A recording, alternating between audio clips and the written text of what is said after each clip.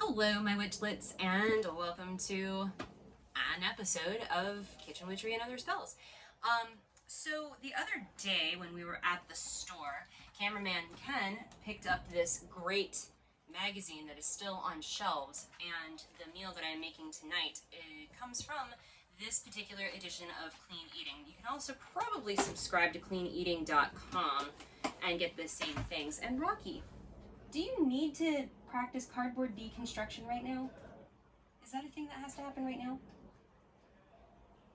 I think that's how you lost your tooth. So can you not do that, please? What is up with this cat? Come on, baby. Go eat your kibble. No, don't eat the box. Eat. Come on. Okay, so I have a cat that's being a pain in the butt. And, I mean, what else is new? You're adorable, but you're being a pain. No, it's not lap time. This has been daily. So anyway, you can get this magazine. I think he might have lost his tooth from chewing boxes. Anyway, this magazine. And the distraction's only going to get worse on Sunday. I know. We're getting 2 new kittens on Sunday.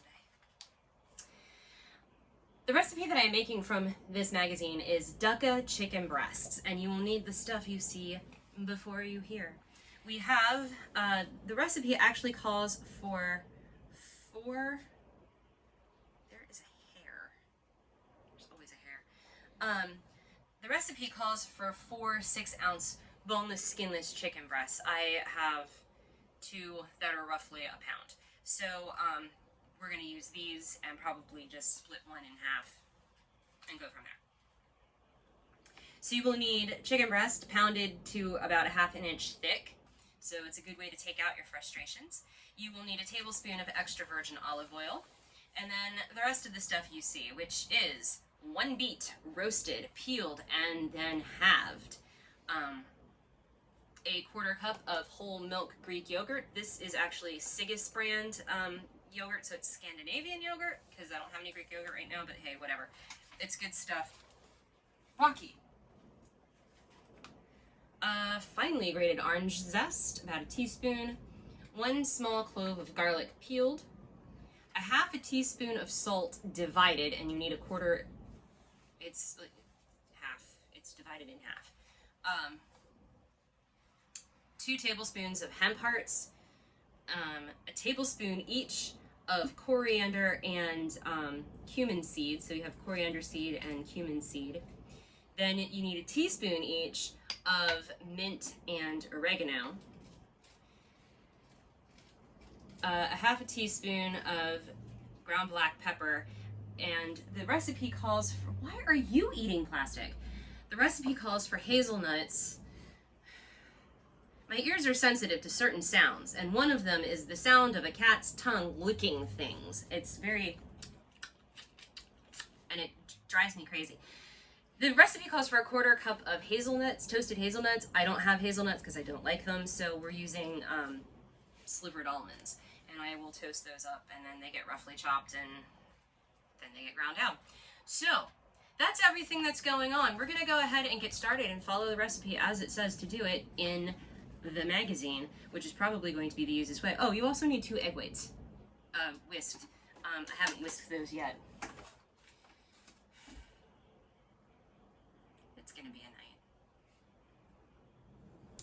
All right, cameraman Ken is toasting up our almonds for me, and I'm gonna go ahead. This is a puree that you're making that actually goes on top of the chicken. It's a garnish of a named variety.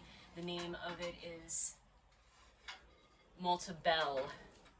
So we've put in here our beet, our yogurt, our orange zest, a 1/4 teaspoon of salt, and our clove of garlic.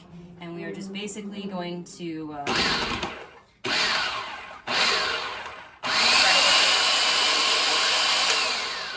try to get this into a puree.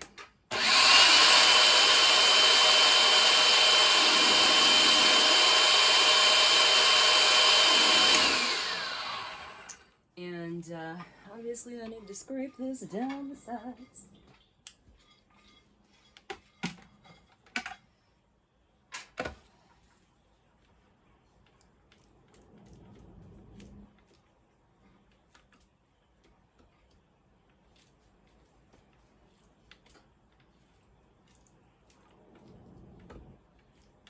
Essentially, it just needs to be more pureed than it is currently. But it smells amazing, which is always a nice feature of sauces. So we'll give this a few more pulses, and then, you know, I'll take care of the rest of it, like, off screen.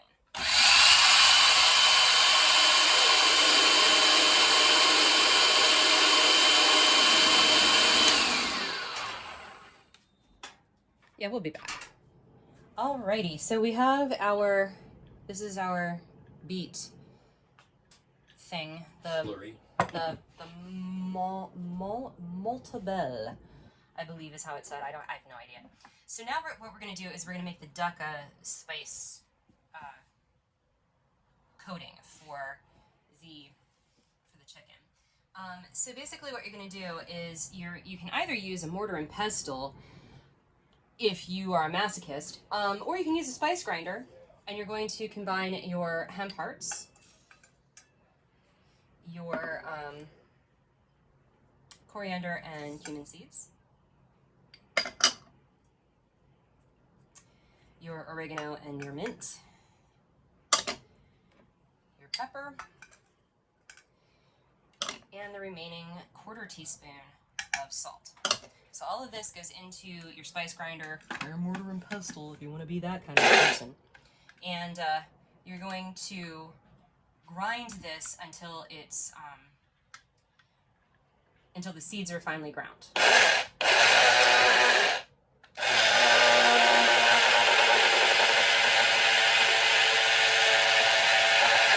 This is the thrilling content you come here for.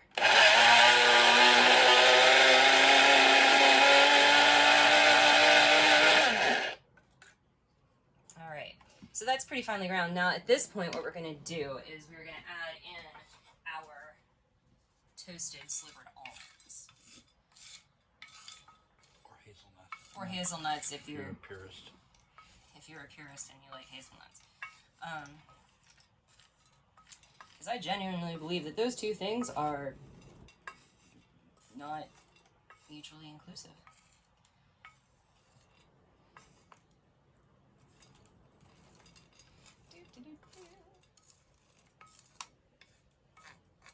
Alrighty. Now, with the addition of this, you are just,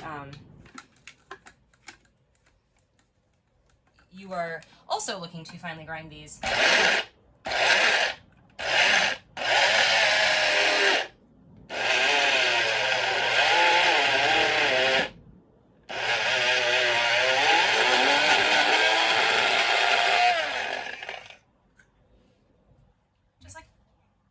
Struggle like that before. Just like that. I know, neither have I. But it seems like it's kind of a paste going on because the hemp parts are kind of. So it's got some stuff. It smells amazing. Pretty much everything. So the chopper might have been a better idea. Chopper might have been a better idea. Hemp parts are too oily for a mortar and pestle. That's what I was thinking. But hey, if you want to do it, that's on you. All right, so we're gonna go ahead and get everything set up for the next part of what is going on, which will be you're going to dredge your chicken in your egg whites and then get them nice and coated with the Dukkah. And then they go straight into a frying pan that is oven safe. And you're gonna cook them on one side for about 4 minutes or so, and then stick it in the oven for about 10. So, excuse me, we'll be back.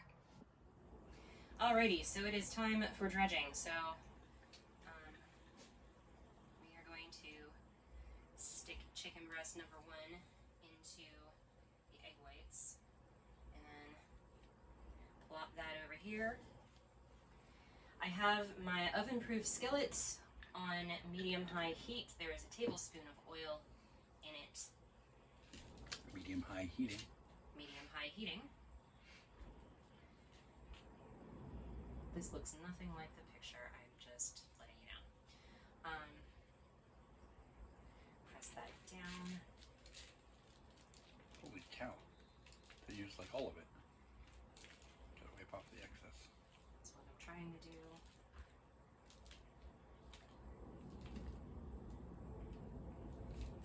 All right, and then this goes in here.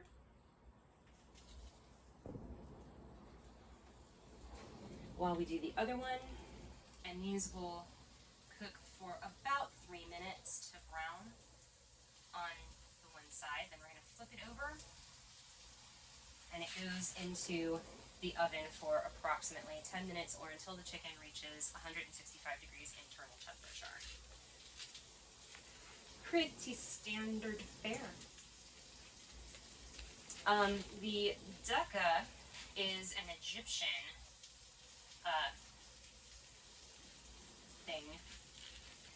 It's an Egyptian spice mix of nuts and seeds, and this is just not going to be enough to cover, but that's okay. We'll figure it out. I'll eat that one. There we go. Or the other one if it's nasty. All right. I have a lot of this on my fingers, so I'm trying to pull some off of this one into this one.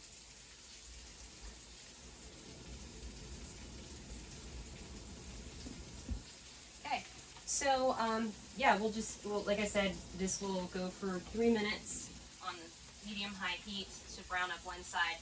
They will then get flipped over and put into a 400-degree oven for 8 to 10 minutes, or until it reaches 165. Alrighty, and here we are, our meal. So this is kind of how the chicken is going to look for you. You put about a quarter of your Montbell sauce on top of your chicken. These are various roasted root vegetables. I've got beets in here, I've got sweet potatoes, and I've got a watermelon radish that I originally thought was a turnip until I cut into it and realized it was not a turnip.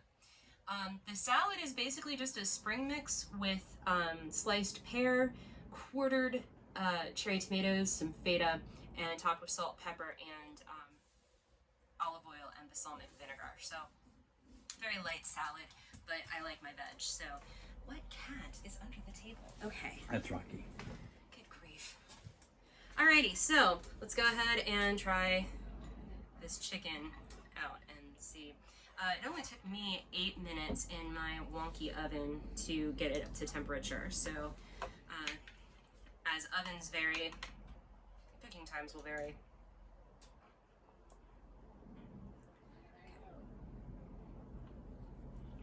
Alright, let's get a little bit more of the sauce on here because I spout it everywhere. Alright, here we go.